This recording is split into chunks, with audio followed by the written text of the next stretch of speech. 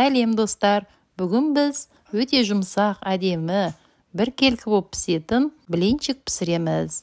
Міндетті түрде осы рецептпен пісіріп көріңіздер. Видеом ұнап жатса, лайк басып, достарыңызбен бөлісіп қойсаңыздар болады.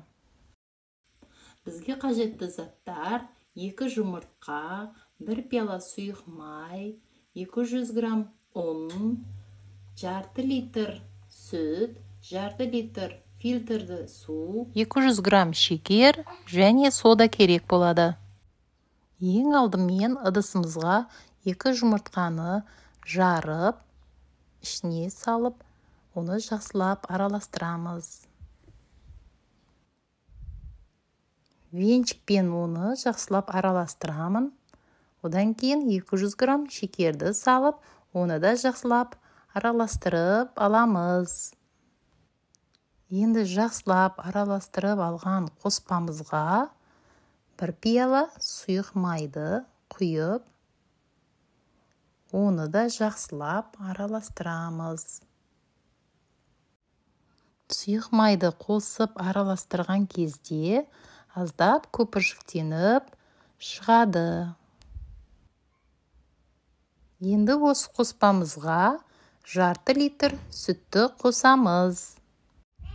Оны да жақсылап араластырып алып, жарты кесе суды құямыз.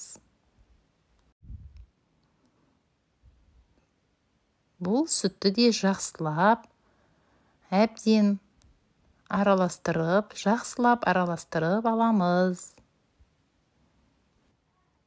Енді блинчигіміз жұмсақ болып, дәмді болу үшін бұған фильтрленген жарты кесе суды қосамыз.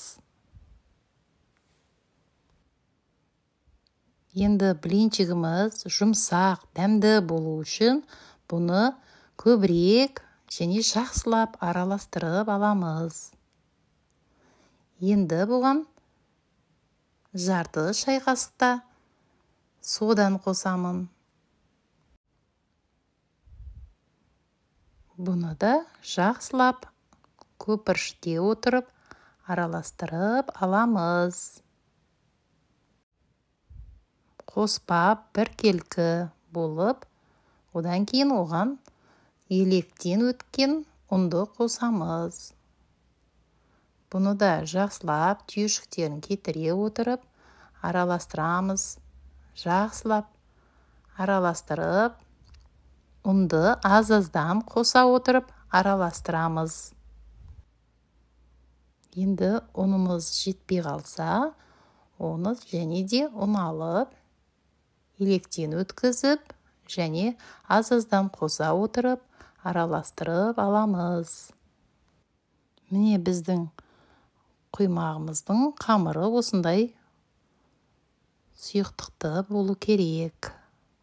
Енді бұны қызған тапаға бір шөміштен алып, тез-тез пісіріп алуға болады.